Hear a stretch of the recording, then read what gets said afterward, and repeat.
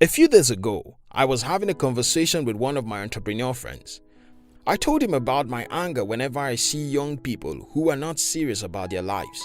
I told him that I feel that it's not the fault of these young people. Instead, I blame the society that raised them. Then I told him something most people don't know. And that is, some of us consciously changed the society that raised us to the ones we wanted. You do these things by learning from the people you want to emulate. Think about this. Your father is he who you respect and listen to, and since who you listen to determine your future, changing who you listen to can change what your future looks like. Since I've decided to become an entrepreneur several years ago, I have changed who I listen to. I made it a duty to learn from successful entrepreneurs simply because that's the easiest way to become like them.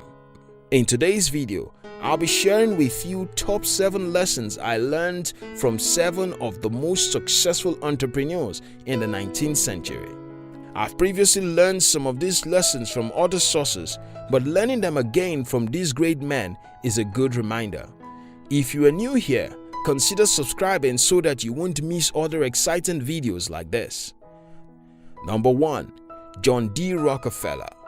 If you want to succeed, you should strike out on new path rather than travel the one path of accepted success. If you want to achieve great success in any field, you have to be courageous enough to strike new paths.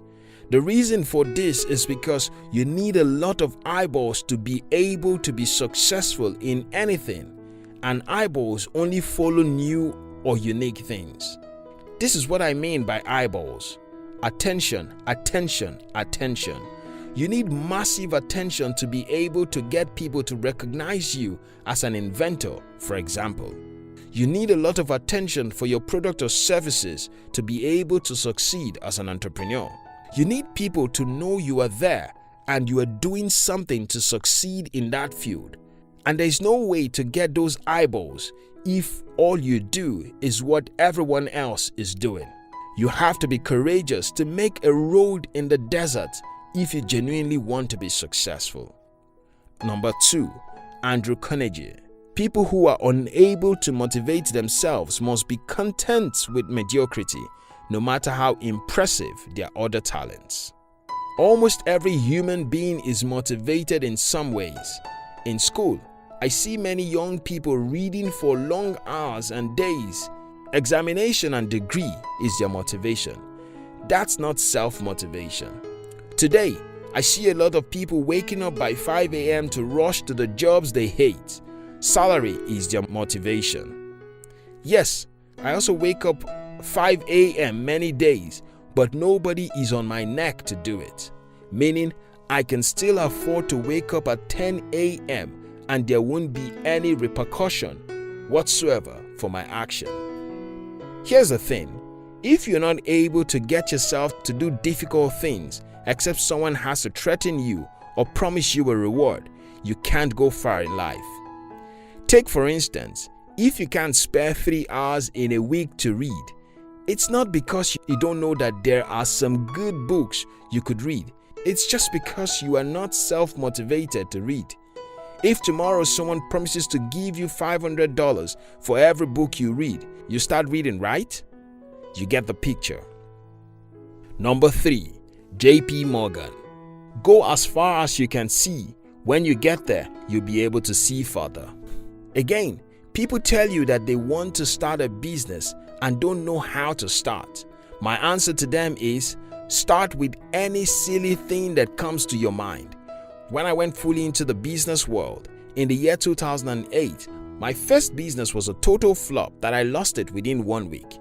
But from there, I could see the next step until I had my first breakthrough. Go as far as you can see. When you get there, you will see further. Number 4. Thomas Edison.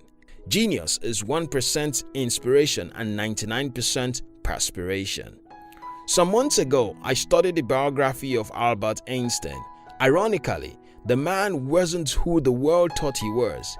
If you take time to study the life of Einstein, you'd be surprised to find that he was never a genius. Yes, Albert Einstein and so many other people we envy and eulogize today were ordinary people with extraordinary determination. You don't have to be super smart to be successful in anything. You just have to sit down, stay focused, and forget yourself in whatever laboratory your calling requires. Number 5. John Jacob Astor. An ounce of practice is worth a pound of theory. I have so many friends who said they want to become entrepreneurs, and what they do is to read books about entrepreneurship. The problem with this is that you can't know anything by reading about it. That's one of the reasons why school is not the best place to get an education. The true education is in the field. Do you need to read something about driving before driving? Yes. But can you become a good driver by reading about driving? No. Now you get my point. Number 6. Nikola Tesla.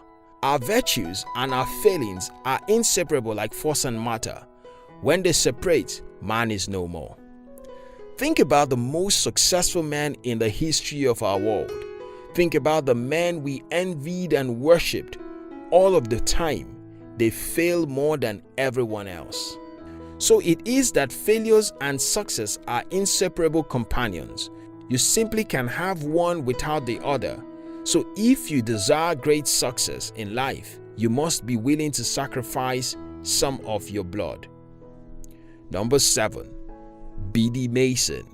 If you hold your hand closed, nothing good can come in. The open hand is blessed, for it gives in abundance, even as it receives. Whenever we talk about the concept of giving, the very first thing that comes to our mind is giving money. Money is the least important thing you can give. You have your brain, your mind, and your entire life. You can give yourself the world, and that's what most people who succeed do.